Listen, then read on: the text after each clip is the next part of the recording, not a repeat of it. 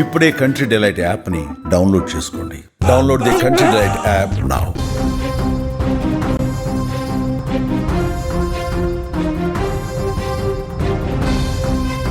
భారీ బ్లాస్టింగ్ పాకిస్తాన్ను మరోసారి భయాందోళనకు గురిచేసింది.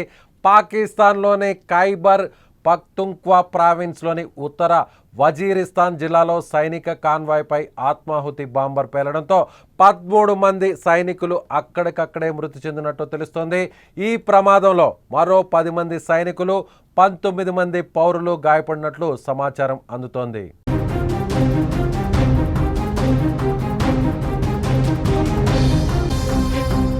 మరోపక్క పేలుడు దాటికి సమీపంలోని ఇళ్లు కూడా ధ్వంసమైనట్లు తెలుస్తోంది. పేలుడు దాటికి 2 ఇళ్ల పైకప్పులు కూలాయని, 6 చిన్నారులు గాయపడినట్లుగా ఖైబర్ పఖ్తుంఖ్వాలో విధులు నిర్వహిస్తున్న ఓ పోలీస్ అధికారి మీడియాకు తెలిపారు. ఈ ఘటనకు తామే బాధ్యులమని ఇప్పటి వరకు ఏ ఉగ్రవాద సంస్థ ప్రకటించకపోయినప్పటికీ ఈ ప్రాంతంలో తెహ్రిక్ ఈ తాలిబాన్ పాకిస్తాన్ తరచూ దాడులు చేస్తుంటుంది. పాకిస్తాన్ మీద ఈ సంస్థ తరచూ దాడులు చేస్తుంటుంది. పాకిస్తాన్ అంతటా ముఖ్యంగా ఖైబర్ పఖ్తుంఖ్వా, బలూచిస్తాన్ ప్రాంతాల్లో మిలిటెంట్ల దాడులు పెరుగుతున్న నేపథ్యంలో తాజా ఆత్మాహుతి దాడి జరగడం ఇప్పుడు పెద్ద చర్చనీయాంశంగా మారింది.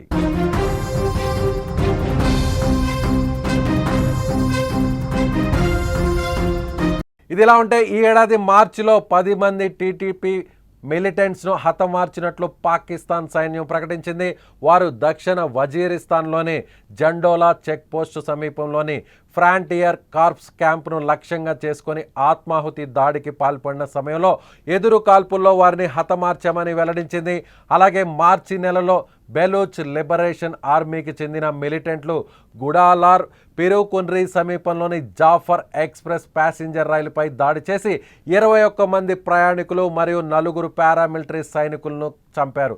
తాజాగా ఆ ఆత్మాహుతి బాంబర్ దాడితో పాక్ సైన్యం అప్రమత్తమైంది. ఇప్పటి వరకు ఆపరేషన్ సింధూర్ తర్వాత పాకిస్తాన్కు దెబ్బ మీద దెబ్బ తగులుతోంది. పాకిస్తాన్ సైన్యం ప్రయాణిస్తున్నటువంటి వెహికల్ మీద ఇప్పుడు సూసైడ్ బాంబర్ అటాక్ చేయడం ఇప్పుడు పెద్ద ఎత్తున చర్చనీయాంశంగా మారింది. మరోవైపు పాకిస్తాన్లో వరదలతో అతలాకుతలమవుతున్నటువంటి అక్కడ స్థానిక ప్రజలు పాకిస్తాన్ ప్రభుత్వంపై తీవ్రంగా మండిపడుతున్నారు.